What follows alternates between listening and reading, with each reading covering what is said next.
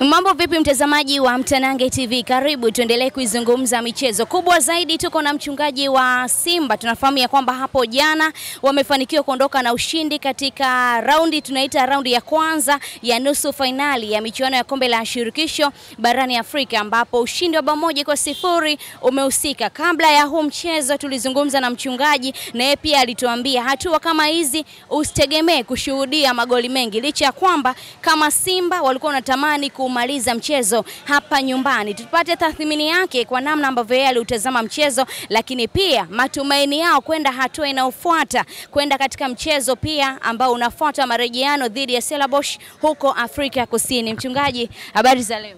Mungu ni mwema sana. Habari za uzima? Tunamshukuru Mungu kwa yote aliyotokea. Kwanza hongera kwa ushindi japo umekuwa mwembamba. Ushindi ni ushindi tu. Kupata goli moja ni ishu kubwa sana. Watu hawajajua kuna mechi zinaisha bila kufungana. Kitendo kupata, yani mechi za mtoano, afadhali ukapata goli moja ama usifungwe, yani mkaenda sare, kuliko kuruhusu goli. Hamna kitu kibaya ile 2-1, 1-1, ili ndo mbaya. Kitendo cha Simba kupata goli moja, hii imetuongezea mwendo mkubwa sana. Maana Simba sasa ana kitu. Kitakachotokea hapa ni kwamba Simba akienda Durban, yeye anaenda kuzuia, ama akipata sare ya kufungana anaenda, sare ya kutofungana Simba anaenda. Kwa hiyo Simba tayari ana mtaji mkubwa sana wa goli moja. Ili goli moja utaona thamani yake baada ya kwenda kule Durban. Baada ile mechi tutajua umuhimu wa ile goli moja. Na ikitokea Simba anapata goli lingine moja, maana kwa jamaa watazidi kupata mlima mrefu zaidi. Kwa hiyo Simba kitu anachofanya na plani ya mwalimu, yeye mwenyewe nimemsikia akisema kwamba amefurahi kitendo cha kutoruhusu goli nyumbani.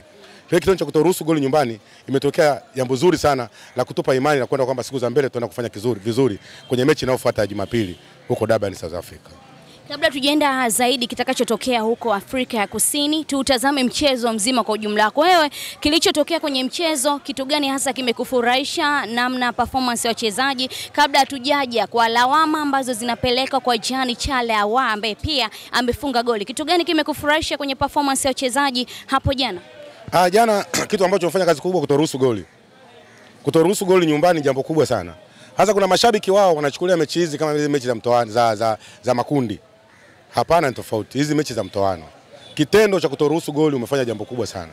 Sasa kuna watu wao wanajua kwamba kuruhusu goli, umeona bana, Simba angehitaji labda goli 3 au goli 4.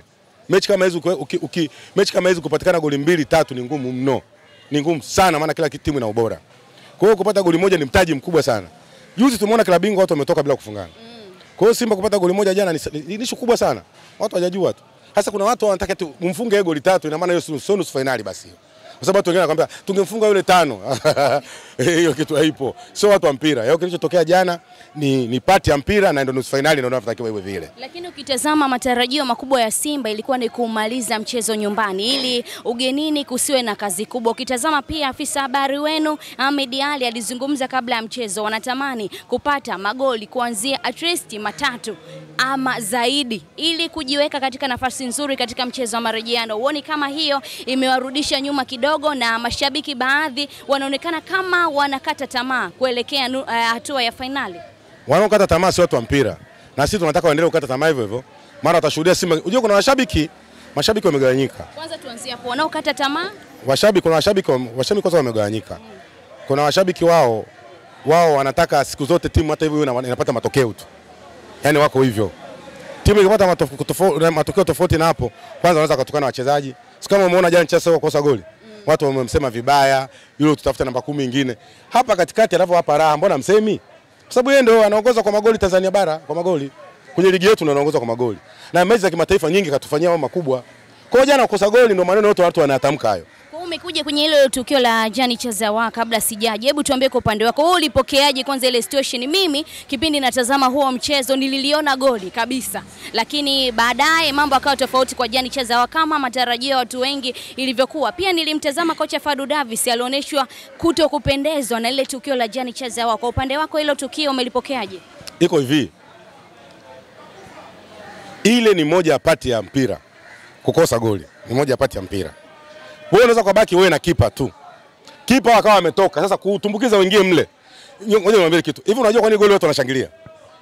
Goli watu wanashangilia kwa sababu kufunga goli ni kazi ngumu. Simeelewa mpaka hapo. Sasa kilichotokea jana ni kwamba Jean Charles Ahoua yeye kukosa goli tayari Watu washaanza kusema bila kujua ni pati ya mpira. Hata kukosa penalty ni pati ya mpira. Kubaki wewe na goli tukipa hayupo na ukakosa ni pati ya mpira. Ni vitu ambavyo inabidi ndio pale inauma, lakini unavipotezea kwamba ni moja mpira, maisha yanaendelea.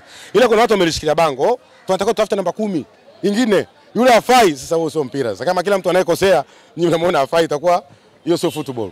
Football, maana football ni kukosea. Yaani kukosea ndio moja ya pati ya mpira. Mistake ndio goli linapatikana. Bila mistake goli haipatikani. Au kutoshindwa kufunga ndio maana halisi ya mpira wa miguu. Sasa kuna watu wao wanachukua mpira wa miguu kama netball. Mpira wa miguu ndio ulivyo. Mpira wa miguu kuna kufunga, kufungwa, kutoa sare. Na kuna kipindi watu wanaweza kukuboa wachezaji vile vile. Siku wameamka vibaya. Na kuna siku atakupa kitu kikubwa. Ndio maisha yalivyo. Kwa hiyo kwa ujumla jana kilichotokea ni moja ya mpira. Wala watu ambao si watu wa mpira ndio wataendelea kulalamika.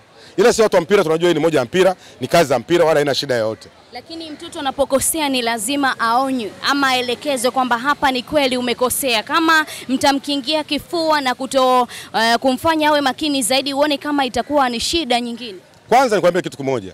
Yeye mwenyewe kajutia kosa alilofanya. Yeye mwenyewe kalia pale goli. Yeye mwenyewe kashajua ni kosa. Hakuna kitu ambacho mtu ukosei jamani. Sasa mtachukulia kila mtu anapatia. Sio maisha hayo. Yaani sawa sawa wanazungumza hivi, tukute kwenye comment watu wanasema mchungaji uko vizuri, ujue mimi nina shida. Lazima watu wakwambie wengine wewe bwana umeongea uongo, sio kweli. Unachozungumza sio. Hayo ndio maisha sasa. Na binadamu bila kukosolewa na kukosea sio maisha. Au kupata na kukosa. Kupata na kukosa ni pati za vitu vya kuishi duniani.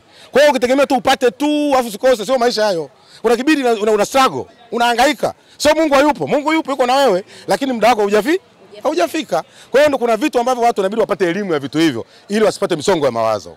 Sasa kuna watu sasa hivi na misongo ya mawazo kwamba Simba tayari imetolewa kwa kupata goli moja bila kujua Simba labda angeshinda goli 2 au 3 ndio Simba angetoka. Kivipi? Angeingia na overconfidence kwamba Simba tumeshavuka. Kule unaenda unapiga goli 4 unatoka. Sio, unanielewa mpaka hapo. Lakini Simba kinacho kufunga goli moja. Yule kule kwanza Simba mwenyewe ata struggle atafuta goli lingine akiwa ugenini. Sio, umeelewa? Ndio ushindi wenyewe unapatikana hivyo. Wale mabwana nao wataenda kushambulia kwa nguvu. Chance Simba anaweza kuipata kwenda kushambulia, Simba akapata goli. Ikawapa mlima mrefu zaidi. Wale wana vitu viwili. Wazuie wasifungwe na wafunge. Sio, umeelewa? Simba yeye akitoka sare kutofungana anaenda. Akipata moja anaenda. Sio, umeelewa mpaka hapo? 2-1 Simba anaenda. Kwa hiyo kile Simba alichotengeneza ametengeneza kitu kikubwa kwa watu wa mpira. Kwa watu ambao sio watu wa mpira wao wanaona kwamba hajatengeneza kitu kikubwa. Mchungaji, wasiwasi mwingine unakuja ukitazama Simba ni mnatengeneza nafasi nyingi sana. Hata mechi ya jana ukiachana hilo goli la Jale Chaza Wamba wale wamelikosa goli la wazi, lakini pia kuna nafasi nyingi zinatengenezwa hazifanyiwi kazi. Huenda ndio wasiwasi wa mashabiki wengi unakuja kuona ugenini itakuwaje. Mimi nauliza, Simba hii ndio ilikuwa makundi hii? Simba hii ndio ilivuka ikaenda robo finali? Simba hii ndio imeenda nusu finali? Kwa nini wanakuwa na mashaka dakika za mwisho, yani hatua mbili? Hizi zingine kuwa na mashaka nazo. Watu waache maneno bwana. Wana mashaka na surprise. Ni lazima zitengenezwe nafasi nyingi na mabeki wa timu pinzani lazima wazuie msifunge. Mkizungumza hivyo mchungaji, jana tumeshuhudia mchezo wa RS Berkane. Wamefunga magoli 4 kwenye nafasi ambazo wamezipata. Hiyo inaonekana wanautumia vyema uwanja wa nyumbani. Kila unapopata nafasi kwenye hatua hizi ni muhimu sana ukafunga. Ndio shida kufananisha mambo na watu. Sisi tuna design yetu imetufikisha hapa. Na wao na design yao imewafikisha hapa. Narudia tena. Simba na design yake kaanza mpaka leo kafika hapa. Na bado juzi kaondoka na ushindi, bado watu wanalaumu. Binadamu wana wema. Hata kama Simba angeshinda goli 4 ngambia ile timu ya South tungefunga goli 20 bwana. Au goli 10 bwana. Goli moja tu, goli 5 tu. Simba bwana amefanya uzembe. Na alama zingekuepo. Binadamu ni mtu wa lawama, miaka nenda rudi. Chema kwake ni tatizo, kibaya kwake ni matatizo. Simba jana kaondoka na ushindi, bado watu wanalalamika. Si unaelewa mpaka hapo? Ni ushindi ule. Alafu hajaruhusu goli. Sasa kuna watu ambao hawajajua kuruhusu mechi za mtoano goli nyumbani. Wewe wafa. Yaani ukiruhusu goli nyumbani au magoli umekwenda na maji. Afadhali msifungane. Kwa mwalimu jana hata hivyo aliwaambia alipongeza wachezaji wake akasema kazi leo Atume mmeiweza kutoruhusu goli ugenini. Mtoano huo. Sasa Simba atakaenda kule wale jamaa wana kazi hizi kuzuia Simba wasiwafunge na wafunge Simba. Si unaelewa mpaka hapo? Sasa kuna watu wengine uelewa ni mdogo, sasa hawajui. Wanafika labda kukutana na jana walivyocheza na ile timu. Wewe umejuaje mtu mpaka anafika nusu finali? Katoa bingwa mtetezi. Wewe unataka eti goli 5. Goli 5? Eti goli 3. Yaani kirahisi tu. Eti wale jamaa wale tungewafunga goli 5 wale ingekuwa vizuri. Kama wanachekesha. Wanachekesha sasa mpira huko hivyo. Nusu finali ndio maana ikaitwa nusu finali. Nusu finali ukimpata nafasi ya kupata magoli mengi ni mara chache sana. Kama Berkane alivyofanya jana. Kwa hiyo kwa ujumla watu wasifanane Simba na Berkane. Berkane ni nyingine, Simba ni nyingine. Umeelewa? Matokeo aliyopata Berkane na Simba aliyopata ni vitu viwili tofauti. Kwa hiyo kwa ujumla turiziki na kile tulichokipata. Wana Simba wariziki walichokipata na Simba wanaondoka wakiwa na mtaji. Wale wengine wanaondoka hawana mtaji. Wao wanaondoka hawana mtaji. Simba anaondoka na mtaji, kashikilia. Yule mtaji hana. Sio, unanielewa mpaka hapo? Narudia tena. Simba anaondoka na mtaji. Mtaji upi? Anaondoka na ushindi wa goli moja. Wale mabwana wana kazi mbili, kuzuia Simba asipate goli na wao wafunge. Vitu hivi? Vitu viwili. Mechi za mtoano siku zote jitahidi sana nyumbani usifungwe. Na ambacho mmefanya. Na mwalimu kawapongeza wachezaji. Sasa nje ya washabiki hao ambao tunataka washabiki sio maandazi. Wao wanataka 5, 4. Sasa hiyo sio nusu sasa hiyo. Wanasema Simba bila Elie Mpanzu hakuna Simba. Nikwambie kitu, mwendo walioanzisha huyu hata Elie Mpanzu hayupo. Elie Mpanzu kaja kukuta mwendo uko njiani. Nisikilize nikwambie, iko hivi. Malengo ya klabu, malengo ya wachezaji ni tofauti na washabiki. Mwalimu yeye lengo lake anza kwamba zuieni, nyinyi huko mnataka mfunge. Tumeelewa mpaka hapo. Jana kilichofanyika mwalimu kaambia hakikisheni goli lisiingie. Na wamefanikiwa goli likuingia na wale anawajua. Yule kacheza South Africa, anawajua vizuri, anajua jinsi wanavyocheza. Ndio maana alitumia nguvu nyingi sana Simba kutoruhusu goli. Sasa hiyo ndio kitu ambayo watu walikuwa wengi hawajajua. Kwa hiyo mimi naiona Simba finali. Elie Mpanzu mzungumzie kidogo bora wake, licha ya kwamba kuna watu wanaona kama Elie Mpanzu akitoka kidogo Simba inatetereka. Kwa upande wako kiwango cha Elie Mpanzu unakizungumziaje hadi hivi sasa anatoka ameingia kwenye kikosi cha Simba? Elie Mpanzu ni aina ya wachezaji ambao Simba walikuwa wanawataka kwa muda mrefu. Funguza watu wawili na akatoa pasi akafunga yeye mwenyewe. Si unaelewa? Na huyu angemkuta Kibu Denis katika ubora wake, Simba ingetisha zaidi. Sasa Kibu Denis kama naye kidogo ka drop. Sio yule ambaye tunamjua.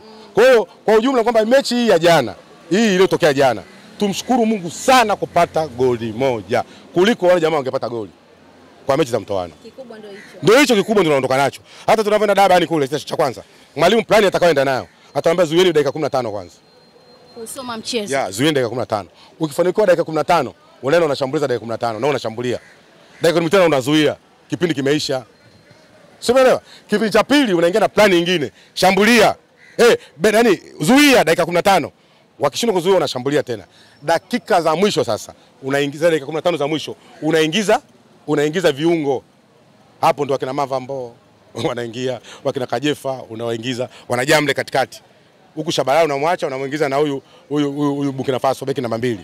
Naum, na unamuingiza anakava pale. Kwa hiyo viungo wanakuwa wengi, mabeki wanakuwa wengi. Dakika 15 mnacheza ni kubutua tu kwenda mbele. Butua ule mbele mnaacha Elia tu. Kama itatokea atakimbiza goli, lakini yeye butua tu.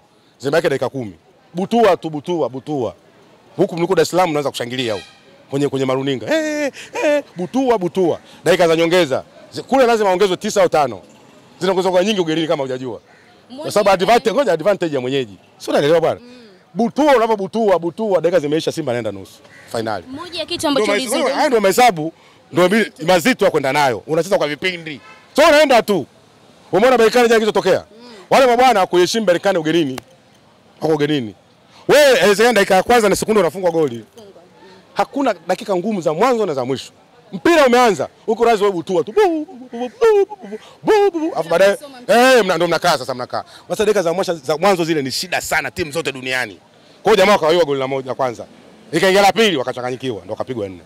Moja ya kitu ambacho tulizungumza, ulisema kwamba malengo yenu mkiwa mnaingia hatua hizi ni tofauti na Stellenbosch ambao wao imekuwa kama surprise kwa kufika hatua ya nusu finali. Hauoni kwamba watahitaji kufanya surprise hiyo kwenda hatua ya finali ikaleta ugumu kwa upande wenu? Kwanza malengo ya hao jamaa imetimia. Malengo yao yalikuwa ni kuingia makundi. Wametimia. Malengo ya kocha wa Simba aliyopewa na viongozi, Simba ipeleke nusu. Na imetimia. Sisi tuna change, huyu ana change. Mwalimu huyu kazi aliyopewa na Simba kaitimiza. Hii ya kupeleka finali ni change tu. Umeelewa? Kwa sababu akapita anakabidhiwa timu ambayo hii timu unayoona Simba ni mpya. Tunataka uipeleke nusu finali. Kwa hiyo yeye kazi aliyopewa na Simba kaitimiza ya kupeleka timu nusu finali. Ila washabiki wanaitaka kombe. Kwa sababu Simba wanaenda kwa awamu. Unajua Simba hii ilitengenezwa kwa awamu. Huyu kocha kapewa awe muda mrefu ndani ya Simba ile atengeneze timu.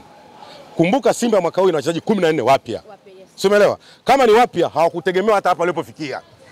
Hata kwenye ligi. Sisi tutaka ligi tuchukue mwakani, lakini tunaona ligi tunachukua tena ubingwa. Kwa mashirikisho kumbe tunachukua. Kwa hiyo ndio pale kocha wa Simba anaonekana kafanya kazi kubwa sana. Na ndio maana Simba sasa hivi ni ya 4 kwa ubora barani Afrika. Sio, unaelewa mpaka hapo? Na huyu kocha sasa hivi katika makocha 8 bora Afrika yumo. Mazembe chini. Wydad chini. Zamalek chini. Chini nani? Chini. Wote Simba kapanda. Yale majiant wote wamedrop, Simba kapanda. Kwa maana ile pandisha ni huyu kocha. Ni kocha ambaye alikuwa ni kocha msaidizi, akapewa head coach ndani ya Simba na akafanya vizuri kama hivi unavyomuona. Na sasa hivi anaanza kugombaniwa sasa. South Africa wanamtaka tena kwa kocha msaidizi. Huko alikotoka Morocco wanamtaka tena. Ndio maisha yalivyo mpira. Kwa hiyo kwa ujumla kazi ya mwalimu ndani ya Simba kaitimiza kama alivyokabidhiwa na uongozi na uongozi wa Simba. Ila sisi tumeingiwa na tamaa na ubingwa tuchukue. Hivyo mchezo wa mwisho unautazama kwenda kuwa mchezo aina gani na tahadhari gani ambao unaipeleka kwa benchi la ufundi pamoja na wachezaji pia katika mchezo wa marejeano ambao utakuwa ni Jumapili inayofuata. Hiyo ndio mechi ambayo muhimu itawapeleka nyie hatua ya fainali. Hivyo makosa mengi hayahitajiki kufanyika. Simba kinachotakiwa kufanya namba 1, kula akiingia kama huko hajawahi kucheza mechi, ashambulie mwanzo mwisho. Cheza tushambulia tu. Kumbuka jamaa na yeye kwa away, sio Cape Town. Daba ni mgeni. Kama sisi tuenda Zanzibar kama wageni. Simba ashambulie tu mwanzo mpaka kule anapata goli. Kule hata kipata 2-1 Simba kaenda. Kule apate goli chwa. Biashara imeisha. Na wachezaji watacheza kwa relax sasa. Watakuwa na ile confidence kubwa. Wapate goli hili, wasiingie kwa kwenda kuzuia. Ukiingia kwenda kuzuia tu Simba ameenda na maji. Simba ashambulie tu kama hajawahi kucheza Dar es Salaam. Shambulia mwanzo mwisho, kila ni Mpanzu kimbiza, Kibelisi kimbiza ili washindwe kufanyaje? Washindwe. Kwa sababu wao wataingiwa na tamaa kutafuta goli. Sisi tutakaposhambulia tutapata goli. Mahesabu madogo tu. Wagawe vipindi, kipindi cha kwanza mcheze hivi, dakika hizi mcheze hivi, kipindi cha hivi. Mpira unaisha, Simba anaenda finali. Na sisi ukituona tumeenda finali, Simba ubingwa unabaki mbele ya RS Berkane kwa sababu ana nafasi kubwa sana. Tena wale wenyewe wanaomba wasikutane na Simba. Katika maombi yao wanaomba wasikutane na Simba. Katika maombi yao. Sisi kule kwao tuna uwezo kuwafunga kule kwao kwa Simba hii. RS Berkane. Kule kwa. Sasa kama tunakufunga bingwa. Nikuulize swali ngombe. National. Sasa nikuulize sasa niende sasa katika mashabrasha nikurudishe sasa nyuma. National akiwa timu iliyotoka kucheza kombe la dunia la mabara. National akitoka kuchukua kombe la ufalme wa Egypt. National akiwa ametoka kuchukua kombe la Egypt. Timu bora ya karne ya Egypt inakufa ndani ya Benjamin Mkapa hapo. Si unaelewa? Zamalek anakufa hapo. Huyo unayemsema Wydad. Wydad anafungwa na Simba Sport ndani ya Dar es Salaam. Huyo na Berkane kafungwa hapo Dar es Salaam. Sasa kitu gani kitasaidia Simba siende? Hiyo inamaanisha kwamba Simba akitaka jambo lake hakuna kumzuia. Hakuna mtu kumzuia Afrika, labda Ulaya, labda kina Arsenal. Ila Ulaya yote tulishamaliza. Kwa hiyo Simba cha kufanya na cha msingi akienda Durban aende akashambulie mwanzo mwisho. Basi. Na mwalimu anajua anachokifanya. Ndio maana akasema wana wajua wanisumbui. Kwa hiyo mechi ya huko mimi nategemea kwenda kupata ushindi. Yeye aliogopa tu goli la huko Dar es Salaam kwamba lisipatikane. Kitendo cha kupata goli kawapongeza wachezaji kazi iliyotuma. Nyie huko jukwani ndio mnalalamika. Tunataka goli 5 lakini plani yake mwalimu imetimia. Na maono yako tupe maono sasa yenyewe. Unalionaje ili Simba wanafika hatua gani sasa hivi? Kwani maono nchi nzima kuhusu mchungaji si maono kusema kuchukua ubingwa. Maono mpaka sasa hivi anapumua. Yaani kama ni mkeka bado sasa hivi unafanyaje? Bado unapumua hujafa. Malengo yote aliyosema kwamba Simba atachukua makombe yote. Si hadi bila ndani Simba yako nusu finali. Kombe la shirikisho barani Afrika, mguu mmoja ndani wa finali. NBC Simba anasubiri mechi moja na Yanga mfunga chukua ubingwa. Sasa kuna kazi. Kwa hiyo yani mahesabu yangu yale niliyosema tokea wachezaji wamesajiliwa mpaka sasa hivi yametimia. Hakuna ambalo limeenda tofauti. Kwa hiyo tunasubiria tu. Tarehe ya Yanga ipangwe, hata kikwepa mwezi wa 10. Hata ipelekwe Januari mwaka kesho Yanga tunaye. Mpaka Mkabe Mpanzu ndio tujue kwamba tumeshinda. Ndio wajue. Mkabe Mpanzu kwanza. Mkabe Mpanzu ndio tujue biashara ifanyaje? Asali itakuwa imeshaisha kama mtapeleka mpaka mwezi wa 10. Wao wanakwepa. Unajua wana Yanga ndio wanakwepa. Sio mbona wameandika France hatuchezi. Simeelewa. Kwa kitendo cha kukwepa, cha kusema sio tucheze na Simba. Wao ndio wanaonyesha udhaifu. Wao wameweza kutufunga. Si waje tu watufunge tena. Wale wanatukimbia. Wao wameweza kutufunga sisi. Wanapaka na Twitter simu wai wake siju. Akubali tupange tarehe atufunge tena aone shughuli yake. Mambo yataishia hapo. Asante sana, Mungu awabariki sana.